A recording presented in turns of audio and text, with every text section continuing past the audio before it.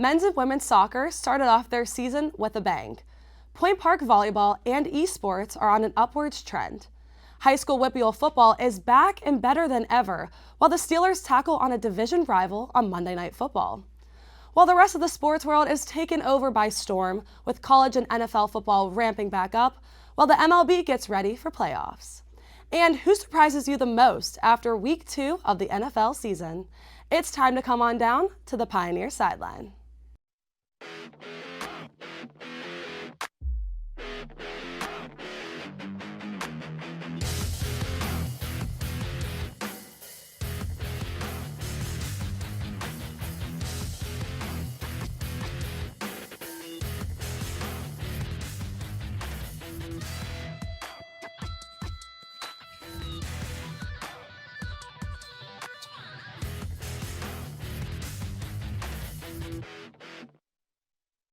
Hello everyone, and welcome back to the first episode of Pioneer Sideline for the 2023 fall semester. I'm your host, Natalia Hillen. Point Park University athletes have been working and training hard over the past few weeks, starting their seasons. The Point Park women's soccer team currently has 3 wins, 2 losses, and 2 ties. They had a huge win against Lourdes University last Wednesday on September 13th. Holly Pasco scored 2 goals, and Lorena Montana scored a goal at the 18-yard line. Goalkeeper Jillian Burrows made 7 saves to get the victory of 3-1. This past Sunday, the Pioneers had another great win against Washington Adventists with a final score of 10-1. Point Park was down 1-0 in the first 12 minutes, but they were just getting started. Key players Amber Rosa, Lisa Schott, Maria Gomez, and Chanel Britton all scored 2 goals apiece, with Holly Pasco and Vanessa Elwanger scoring as well. Point Park ended with a 19-3 shot advantage. Assists came from Paula Sol with 2, Pasco, Kara Spree, Alina Bijek, Maria Rojas, Schott, and Amanda Scott. Congratulations to Abigail Nass on being selected as the RSC Women's Soccer Defensive Player of the Week for September 11th to the September 17th. Make sure to come out and support the women's soccer team as they start the River States Conference play, hosting Brescia on Thursday, September 21st. The kickoff is at 5 p.m. for the Faculty and Staff Appreciation Night. Switching gears over to the Point Park men's soccer team, as they had a strong season so far, with 3 wins, 2 losses, and 2 ties. The Pioneers also played against Lourdes University September 13th and tied the Grey Wolves 2-2. Janito Postimo scored both of the goals in his first game of the season. On September 17th, Point Park played against Washington Adventists in an NAIA non-conference game, where they drew 0-0. In the first half, Point Park had 10 shots on net and had another 9 shots after halftime. Point Park's goalkeeper, Edward Garcia, had 7 saves, and that WAU goalkeeper, Gregorio Caponi, had 14 saves. The shot advantage was 19-11 in favor of the Pioneers. The game ended in a tie of 0-0. Come out and support the Pioneers as they start the River States Conference play this week. They are hosting Brescia on September 21st and Oakland City on September 23rd at Highmark Stadium. Good luck, boys. After the break, we have more Point Park sports on the horizon. Don't go anywhere.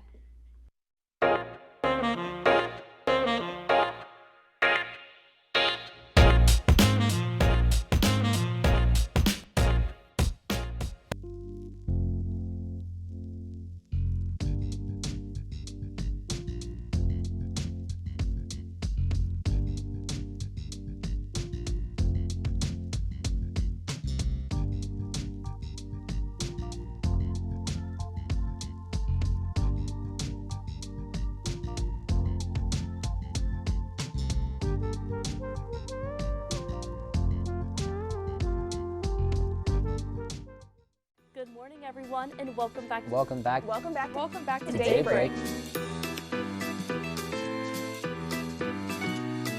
Chicken Guy opened in PPG Place on Monday. The bridge would open before the 1-year marks to check out the 20th annual gingerbread display. Share with you this week's Ray of Sunshine. We are still somehow hanging around in the playoff. It gives Georgia Democrats some hold onto the governing body. There are 200,000 people still in harm's way. This weather is perfect for those cozy nights indoors.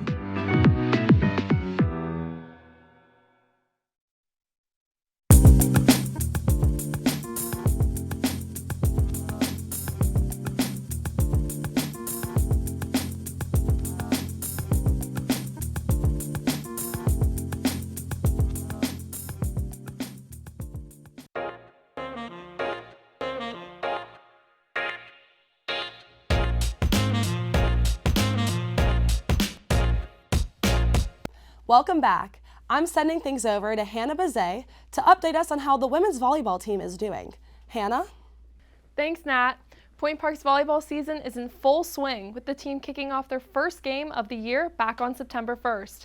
The first game of the season was a part of the Emily Cooper Memorial Classic in Bluefield, Virginia. It was a tough start, with the Pioneers losing 3-2. Since the first game, the Pioneers hold a 3-5 record so far this season, and the team has played 3 of those 8 games this week, starting with Carnegie Mellon University last Tuesday. The Pioneers lost the game 3-1 after a hard-fought 4 sets. In the first and third sets, the Pioneers were very close to securing the set victories, however, weren't quite able to make it happen. Standout players in the match were Mariah Perez with 10 kills, 7 digs, and a .467 attack percentage, and Eden McElhaney, who put up 8 kills and 8 digs. Later on in the week, the Pioneers faced WVU Tech, where they once again lost 3-0. Throughout the first, the Pioneers were leading 10-9. However, once the Golden Bears got rolling, the Pioneers couldn't stop them. WVU Tech took the first set 25-16.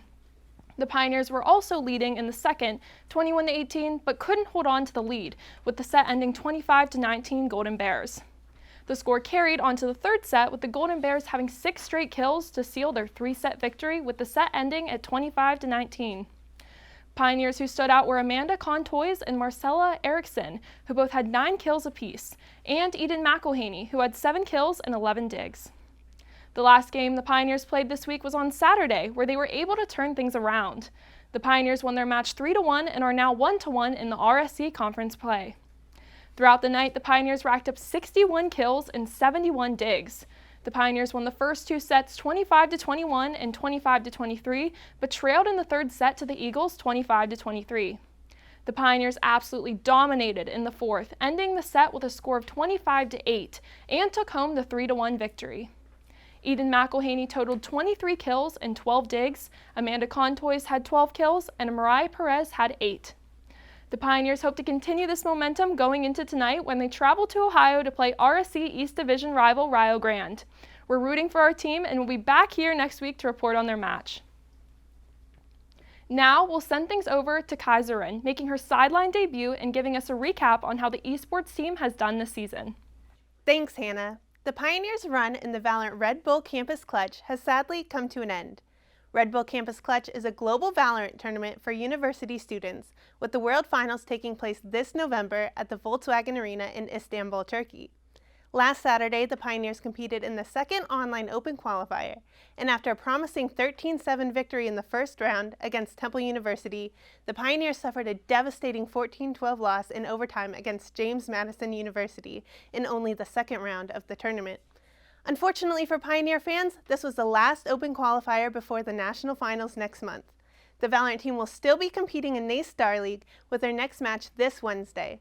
You can watch the team compete live on the Point Park Esports Twitch channel. In other Valorant news, the Pittsburgh Knights will be hosting Knights Forge, a LAN event with a $15,000 prize pool. This event takes place from September 21st to the 24th and will be the first off-season LAN sponsored by Riot Games, the developers of Valorant. This event will take place at Resonine Esports in Bridgeville and is open to spectators of all ages. Now we go to Ben Tenuta to cover our WPIAL football games of the week. Ben?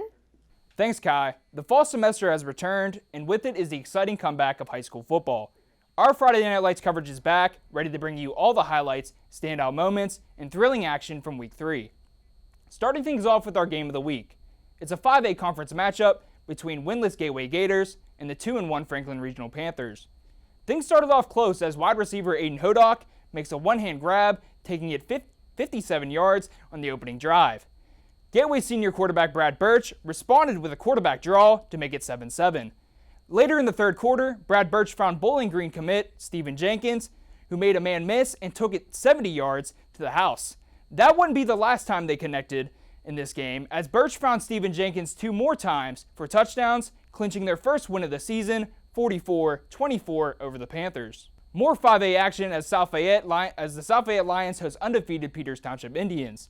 The story of the night was sophomore quarterback Nolan DeLuca. He threw for 2 touchdowns and ran for 1. He finished the game going 16 for 27 with 292 passing yards, spreading the ball to 9 different receivers to stay undefeated, shutting out the Lions 35-0. In Bethel Park, the Blackhawks hosted the Cannon Mac Big Macs. Bethel Park took the lead in their second possession as Tanner Pfeiffer connected with Ryan Petrus for a 36-yard touchdown, making it 8-0. However, the Big Macs, led by Mike Evans and Zachary Welsh, staged a comeback with a 28 unanswered points to secure their third win of the season with a final score of 28-8. In a 5A Northeast Conference action, Woodland Hills narrowly secured a 21-20 victory against North Hills. Cam Walters dazzled with 262 passing yards and 3 touchdowns. Aldous Scoop Smith, who notched up a whopping 210 receiving yards. Meanwhile, North Hills' Connor Davis put on a show with 285 passing yards, 2 touchdowns, and a rushing score. Woodland Hills now stands at 2-2, while North Hills is 1-3. Next week, we have a Class 6A powerhouse matchup between undefeated Pittsburgh Central Catholic and undefeated North Allegheny. You can find the highlights here on Pioneer Sideline. I'm Ben Tenuta. Now back to you, Nat. Thank you, Ben, and big thank you to Hannah and Kaiserin. After the break, we break down everything going on locally and nationally. Make sure you stay tuned.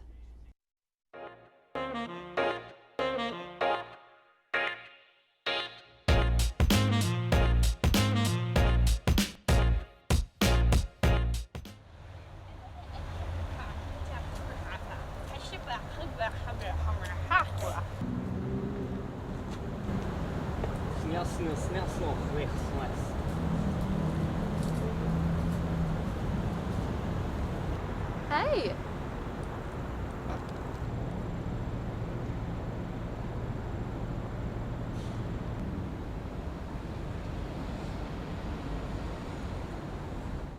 Good evening and welcome to Newsnight. My name is Craig Furkowski. Tonight, we'll cover all your international, national, and local news. Australia is one of the most biodiverse countries on the planet. Over 8,000 items are to be auctioned off at Pittsburgh International Airport on October 22nd. Last Thursday, the House committee investigating the January 6th attack chose to subpoena former President Donald Trump. All this and more coming up up on Newsnight. Newsnight.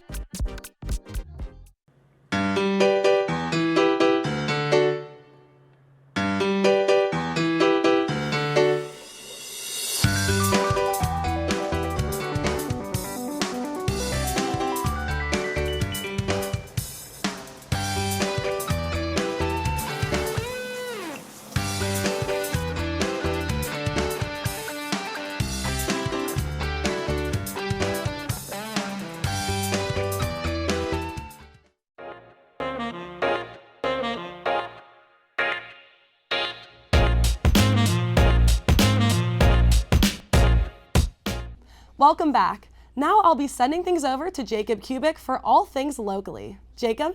Thanks, Nat. Local sports have had a lot go on since we last reported, so let's get up to speed, starting with the Pirates. The Pirates through the month of April had one of the best records in the whole league, sprinting out of the gates with a 20-9 record. Since that point, the Pirates, as of filming this show, have a 50-71 record, giving them a 70-80 record overall on the year. It wasn't the season that the Pirates faithful had hoped for given the hot start, but a 70-plus win season is a better result than odd makers gave the Pirates. With young talent like Andy Rodriguez, Henry Davis, and Joshua Palacios, and with the return of O'Neal Cruz next season, there is hope on the horizon for the Bucco squad. Moving across the city to PPG Paints Arena, the Pittsburgh Penguins relieved Ron Hextall and Brian Burke of their duties following the regular season and missing the postseason. The Penguins missed the postseason for the first time in 16 years, but given the moves the organization has made in the offseason, the postseason may be calling again. In the front office, the Penguins organization hired former Toronto general manager Cal Dubas, and Dubas' impact was felt immediately.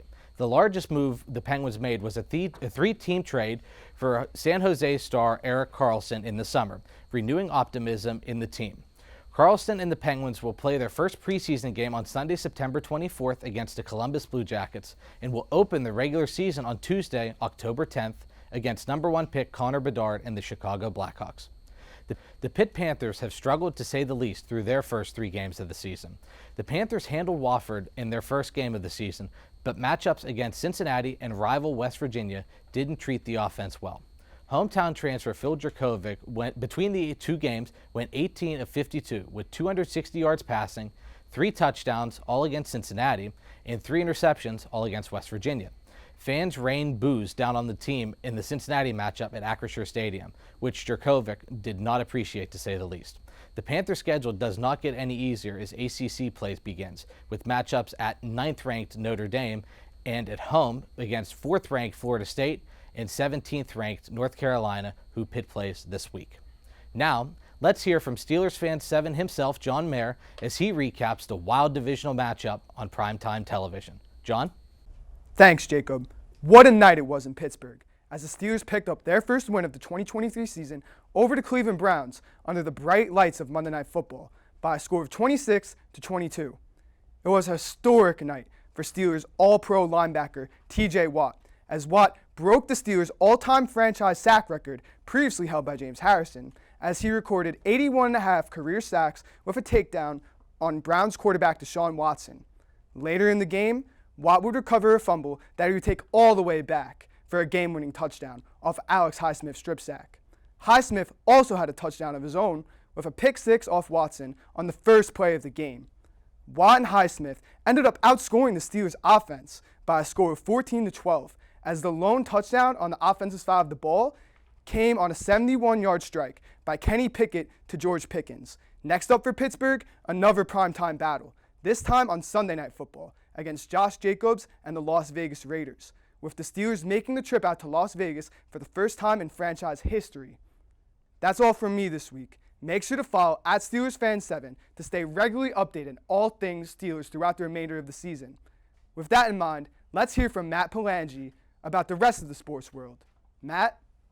Thanks, John. We have officially finished week 2 of the NFL season, and there's already been a lot to unfold. Some teams sitting strong at 2-0 and others falling behind to start this year.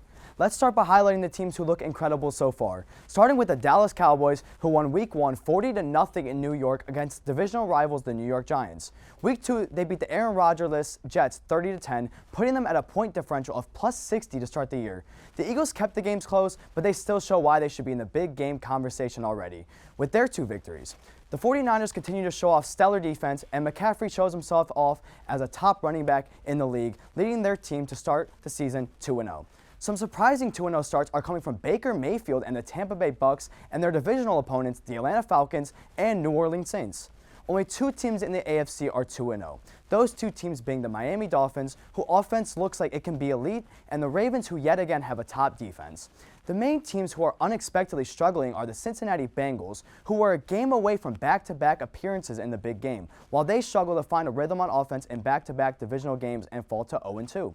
The Chargers, who looked like a possible playoff threat, lose 2 close games and fall to an 0-2 start as well. The Broncos decided to cook to start off the game versus the Commanders, but the Commanders kept fighting and managed to pull out a 35-33 win. This put the Commanders at 2-0 and the Denver Broncos at 0-2. That's all for the NFL. Now let's talk some college ball. The main talk around the college football season has been by Colorado, led by primetime himself Deion Sanders and his son Shedeur Sanders at quarterback. This team has been nothing but highlights, with many being optimistic if they can keep this winning alive. I guess we will have to watch and find out. The rankings are bound to change, but currently the top 4 teams are Georgia at 1, Michigan at 2, Texas Longhorns are at 3, and Florida State is at 4 so far. USC and Ohio State are teams that are expected to make a possible college playoff run, with USC having last year Heisman winner quarterback Caleb Williams. OSU lost quarterback C.J. Stroud and wide receiver Jackson Smith and Jigba to the draft, but still have a powerhouse roster with Heisman candidate wide receiver Marvin Harrison Jr. Many teams are going to look to keep their undefeated record in hopes of securing a spot in this year's college football playoffs. Let's finish by looking at the potential MLB card in the American League. The Orioles and Rays are the only teams to clinch so far, both playing in the same division, with the Orioles holding a 2.5-game lead so far. The Twins look to win the AL Central and are on edge of clinching as they are 7 games ahead of the Cleveland Guardians. The Astros, Mariners, and Rangers are fighting for their division, with there only being a game-and-a-half difference. In the National League, the Braves have been dominant and clinched the NL East already, but the Phillies look to have playoff hopes. The Brewers are 6 games ahead in the NL Central, with the Cubs and Reds fighting for a wildcard spot. The LA Dodgers secured their division, and the Arizona Diamondbacks look to fight for playoff berth. That's all from me and the rest of us. Back to you at the desk, Nat. Thanks, guys. After the break, we discuss who shocked us the most after the first 2 weeks of the NFL season. Don't go anywhere.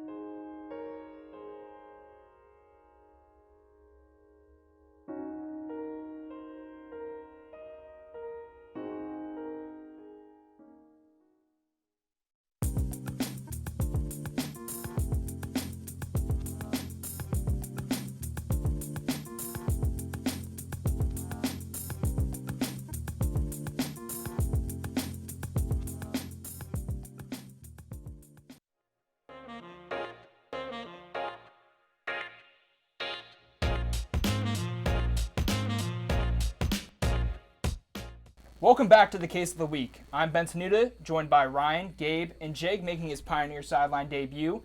Today we're going to discuss who shocked us the most in these first 2 weeks of the NFL season.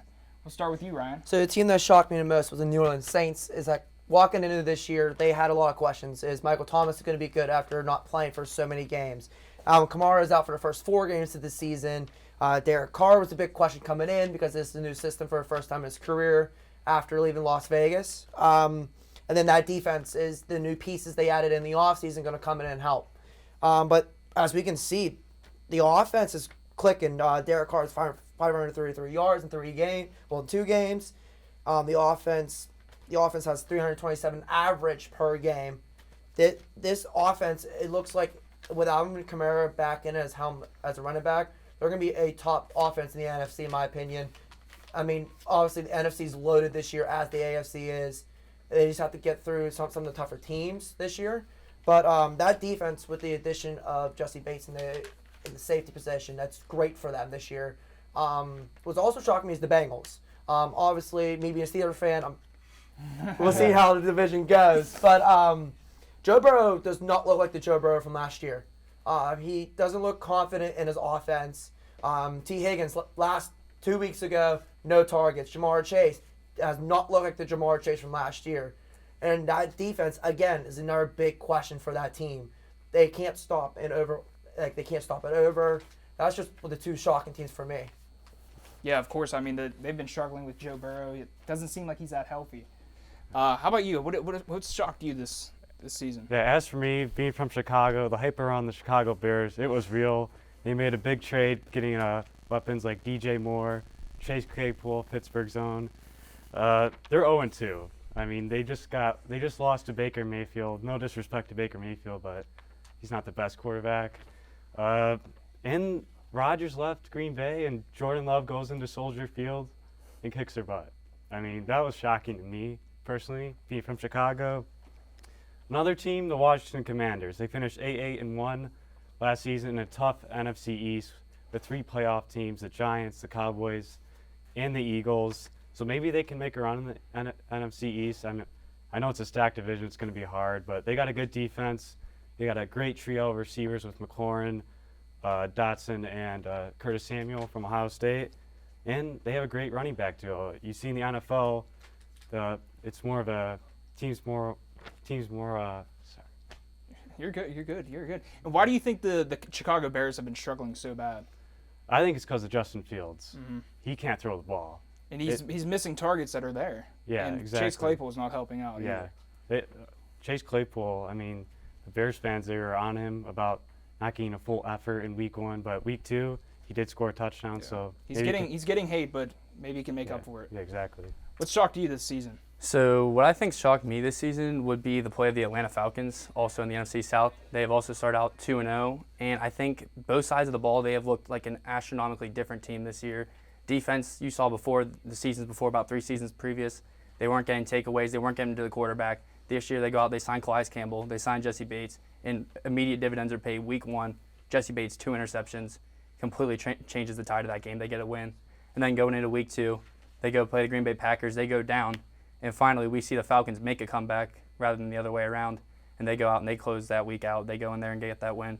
And they're 2-0. So starting off this season, they look great. And obviously on the offensive side of the ball, Bijan Robinson looks like he was worth that high draft pick that many people were questioning. Drake London had 1 target first week, had some people questioning him. He came out, he produced last week. So I think that really surprised me that they were able to answer so many questions so early in the season. Another team I think surprised me will be the Minnesota Vikings. Just Kirk Cousins doesn't really turn the ball over. They have 7 turnovers already through the first 2 weeks. They're 0-2. So that would be another team that surprised me. It's tough to start the year 0-2. And I would like to talk about the Steelers, but I think we're running out of time. Yeah. But big season coming up, though. And, I mean, I know we're all looking forward to see what all pans out. With all that speculation, that's all the time we have this week. Be sure to join us next week at the same Pioneer time, the same Pioneers channel, and the same Pioneer Sideline.